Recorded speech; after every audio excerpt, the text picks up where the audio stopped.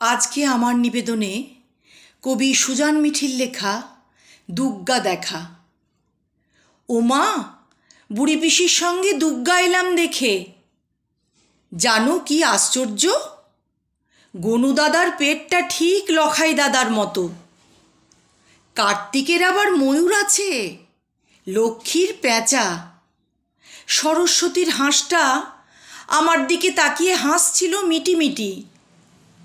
কিন্তু জানো মা, আমি কেন এমন ছুটতে ছুটতে তোমার কাছে এলাম? সব ছেলে মেয়ে নিয়ে মাঝখানে যে দাঁড়িয়ে আছে দুগ্গা মা, সে কিনা তোমার মতো দেখতে। বুড়ি পিসি বলল, কি যে বলিস, মা দুগ্গা তোর মায়ের মতো? হাসলো খুব। কিন্তু আমি সত্যি বলছি মা, বিশ্বাস করো। তোমার মতো চোখ, মুখ, নাক, ঠোঁট। শুধু দুগ্গা মায়ের মতো তোমার হাতে ত্রিশূল তোলা বাকি, শুধু ত্রিশূলখানাই বাকি।